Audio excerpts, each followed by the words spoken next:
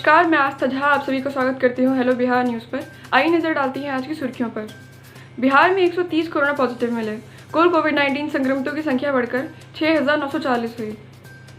बिहार में बुधवार को 27 जिलों में 130 नए कोविड-19 संक्रमितों के मिलने की पुष्टि हुई है। इसके साथ ही राज्य में अब तक कुल संक्रमितों की संख्या बढ़कर 6,940 हो गई। अब तक 4,776 कोरोना मरीज स्वस्थ भी हो गए, जबकि कोरोना संक्रमित 39 मरीजों की अब तक इलाज के दौरान मौत हुई है। बिहार के स्वास्थ्य विभाग ने दूसरे कोरोना अपडेट में देर शाम को 17 जिलों में 51 नए कोरोना पॉजिटिव मिलने की पुष्टि की।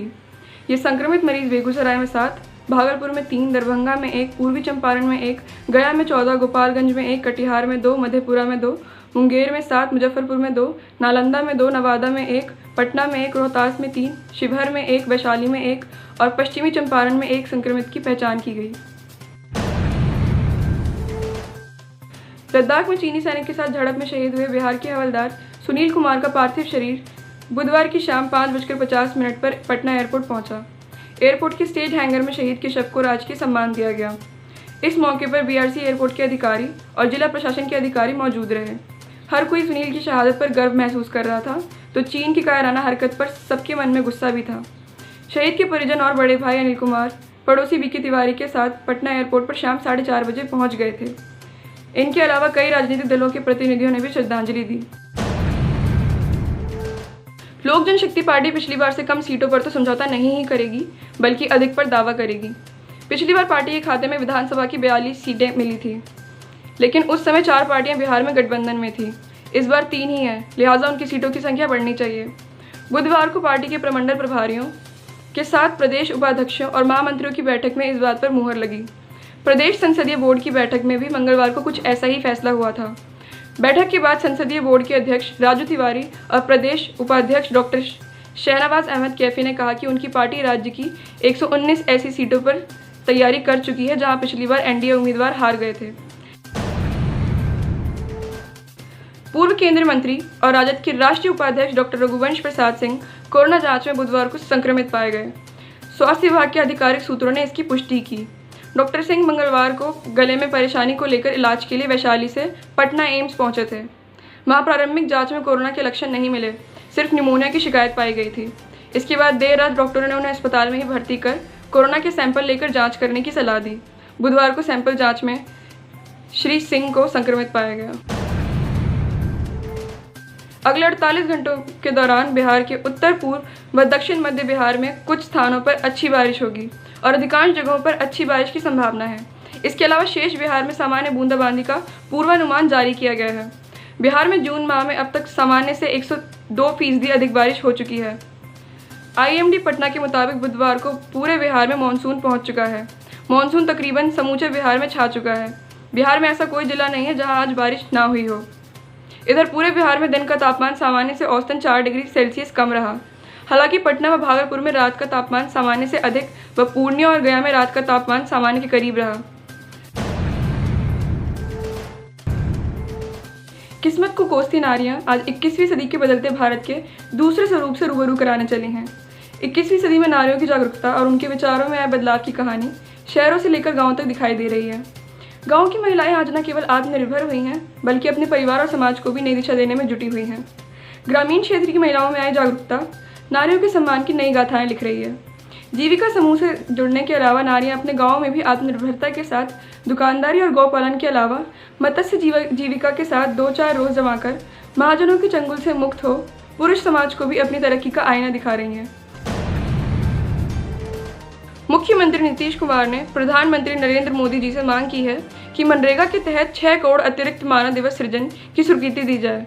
साथ ही 100 दिनों की रोजगार गारंटी की सीमा को बढ़ाकर 200 दिन किया जाए।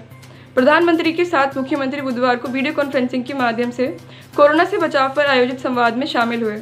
इस दौरान सीएम ने कहा कि प्रधानमंत्री के नेतृत्व में देश एकजुट है। हमारे देश के साथ जो कोई समस्या पैदा करने की कोशिश करेगा तो हम सभी एकजुट होकर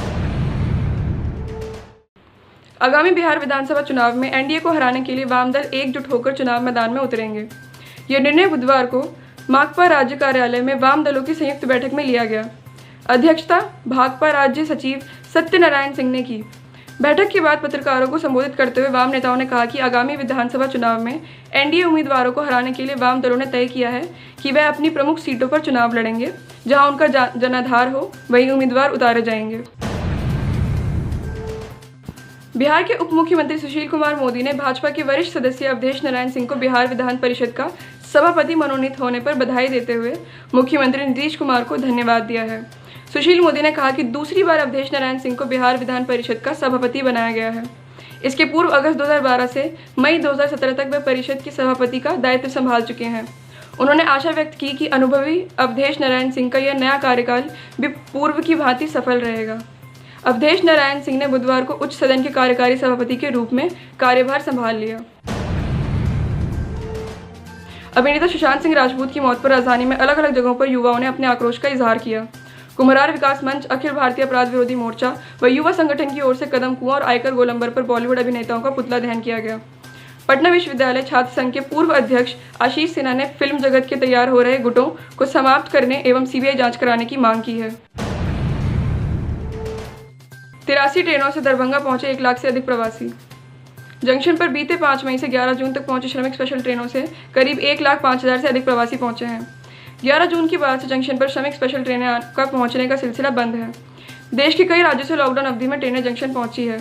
पहली श्रमिक स्पेशल ट्रेन 5 मई को कोटा से 1200 और त्रिशूर से 1140 प्रवासी लेकर पहुंची थी, जबकि आखिरी श्रमिक स्पेशल ट्रेन चेन्नई से पहुंची थी। इसमें 361 प्रवासी कामगार सवार थे। बता दें कि अब तक महाराष्ट्र, गुजरात, कर्नाटक, दिल्ली, हरियाणा, पंजाब आदि राज्यों से प्रवासी पहुंच चुके हैं। रोजगार और ज़्यादा कमाई को ले मजदूरों ने प्रदेश की ओर कूच करना शुरू कर दिया है। लॉकडाउन अवधि में जैसे तैसे घरों को पहुंचे कामगार अब पुनः प्रदेश वापसी करने लगे हैं। मंगलवार को क्षेत्र के 19 मजदूर धन रोपनी को ले हरियाणा के लिए रवाना हुए हैं। खेत मालिक बुद्धराम गुर्जर ने सभी मजदूरों के लिए एक बस भेजी थी।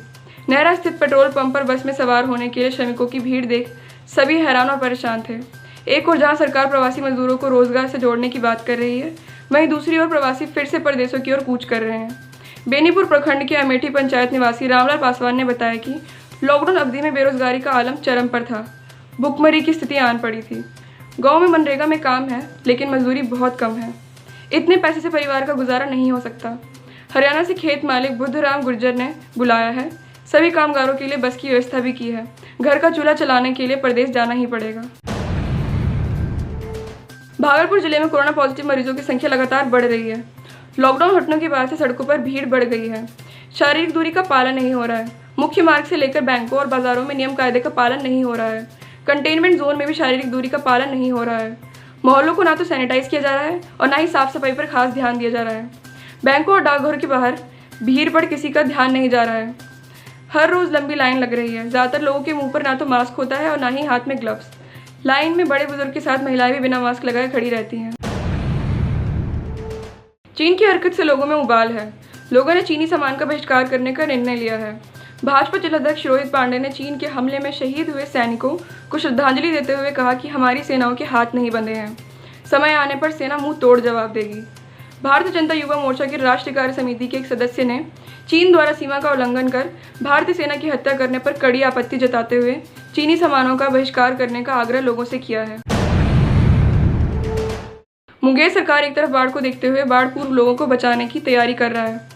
बाढ़ में लोगों को रखने के लिए ऊंचे भवन तथा नाव की व्यवस्था भी अभी से की जा रही है, लेकिन प्रखंड कार्यालय के पीछे बने बांध को ऊंचा नहीं किए जाने से लोगों में निराशा है। लोगों का कहना है कि अगर इस बांध को ऊंचा कर दिया जाता तो गांधीपुर, बरियापुर बस्ती सहित कई गाँव के लोगों को बाढ़ से निजात मिल सकता था।